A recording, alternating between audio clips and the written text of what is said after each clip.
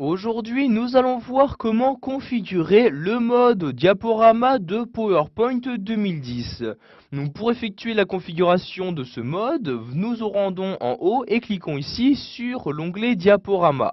Dans cet onglet, nous allons voir dans un premier temps qu'il est possible de créer son propre diaporama, donc c'est-à-dire choisir diapositive par diapositive lesquelles afficher. Je clique pour cela sur diaporama personnalisé et de nouveau sur diaporama personnalisé.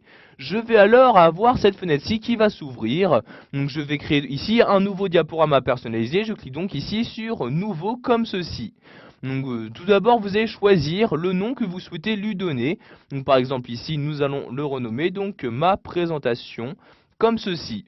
Vous allez ensuite choisir quelle diapositive de votre actuelle présentation insérer dans ce nouveau diaporama. Par exemple, la première, je la sélectionne et je clique ici sur Ajouter. Je vais ensuite insérer la deuxième, donc je la sélectionne et je clique de même sur Ajouter comme ceci. Et je vais faire de même par exemple ici pour la diapositive numéro 4 et 5. Je les sélectionne, je clique ici sur Ajouter. Et de même celle-ci, je la sélectionne et je clique ici sur Ajouter comme ceci. Si vous souhaitez maintenant supprimer une des diapositives, par exemple ne pas afficher l'organigramme dans ce diaporama, vous le sélectionnez donc ici dans cette liste-ci cette fois-ci et vous cliquez cette fois-ci sur supprimer comme ceci et voyez le diaporama donc disparaître de la liste. Pour également donc réorganiser l'ordre d'apparition de vos diapositives, vous allez ici utiliser ces deux flèches-ci. Donc pour le monter d'un cran, je clique sur la flèche du haut. Pour le baisser d'un cran, je clique ici sur la flèche du bas.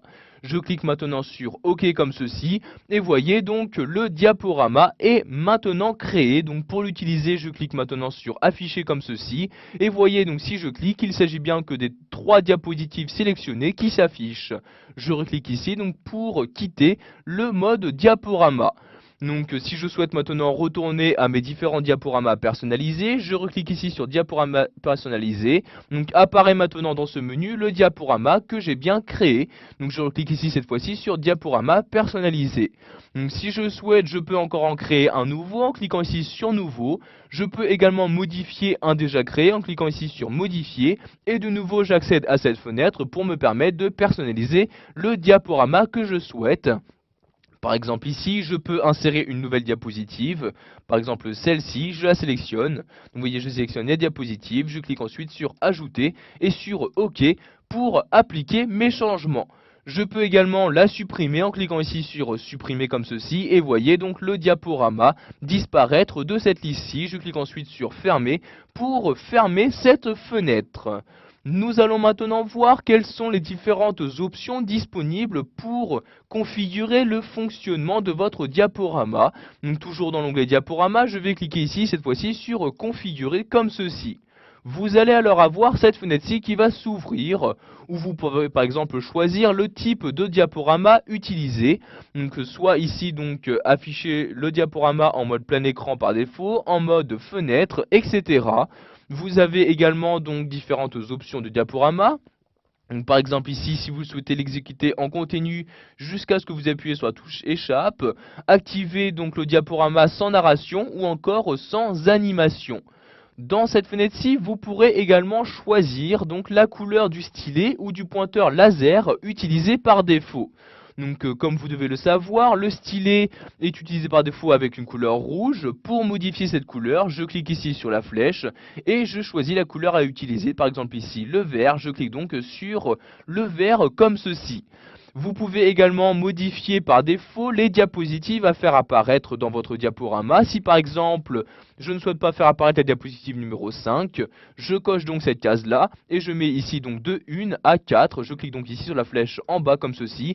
Et voyez maintenant mon diaporama sera par défaut utilisera les diapositives 1, 2, 3 et 4. Pour finir, je choisis le mode de défilement, donc soit manuel, soit utiliser le minutage existant. Donc ici, je vais cocher manuel comme ceci et je clique bien sur OK pour modifier toutes les options auxquelles j'ai apporté des modifications. Nous allons maintenant voir qu'il est possible de masquer également une diapositive pour ne pas la faire apparaître dans le mode diaporama. Par exemple celle-ci, je clique dessus et je clique ici sur masquer la diapositive. Et maintenant cette diapositive n'apparaîtra plus donc quand j'effectuerai la présentation de mon diaporama. Donc, vous pouvez voir ici dans ce volet-ci que le numéro 3 est bien barré. Pour la réafficher, je reclique ici sur masquer la diapositive et voyez donc celle-ci est de nouveau réaffichée. Nous allons maintenant voir qu'il est possible de calculer combien de temps votre présentation prendra. Pour ce faire, vous allez enregistrer le diaporama. Je clique donc ici sur enregistrer le diaporama et je clique ici sur commencer l'enregistrement au début. Je vais ici sélectionner donc ces deux éléments et je clique ensuite sur démarrer l'enregistrement comme ceci. Donc maintenant, vous pouvez donc effectuer la présentation de votre diaporama comme si vous le faisiez donc devant des personnes importantes. Vous pouvez donc ici, maintenant, vous pouvez voir en haut à gauche le temps défiler pour vous permettre donc de savoir combien de temps prendra votre présentation. Je clique maintenant donc à l'aide de ma souris pour passer à la diapositive suivante. Vous pouvez voir ici que ce temps-là donc a été remis à 0. Donc ce temps-là, il s'agit du temps que vous passez sur la diapositive active. Celui-ci correspond au temps total de présentation, donc le temps que vous allez prendre pour effectuer la présentation de l'intégralité de votre diaporama. Vous pouvez à tout moment mettre en pause cet enregistrement en cliquant sur ce bouton-là, voyez comme ceci. Pour le reprendre, vous cliquez dans ce bouton-là, ici sur reprendre l'enregistrement, et donc la reprise de l'enregistrement est maintenant effectuée. Si j'appuie ici sur la touche échappe de mon clavier, vous pouvez voir que je quitte maintenant donc automatiquement le mode diaporama, et automatiquement donc le temps que j'ai mis pour effectuer l'enregistrement de celui-ci a été enregistré. Voilà, vous avez maintenant la possibilité de configurer le mode diaporama. Vous pouvez donc par exemple vous créer un diaporama personnalisé, l'enregistrer pour savoir combien de temps prendra votre présentation, etc.